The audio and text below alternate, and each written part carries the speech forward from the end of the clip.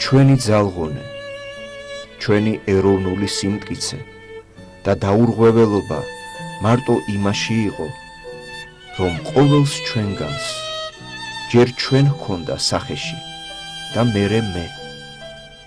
უამისოდ, აკი ვამბობთ, ჩვენი ცხოვრება ერთ წუთსავე მოისპობოდა. ეს კარგად იცოდნენ ჩვენთა წინაპართა და ამიტომაც საცა და როცა ძლავრი ჩვენ წარმოდგებოდა ხოლმე, მაშინ ყოველი კაცი თავის საკუთარ მეს უკან დააყენებდა. წმინდა ილია მართალი, ჭავჭავაძე.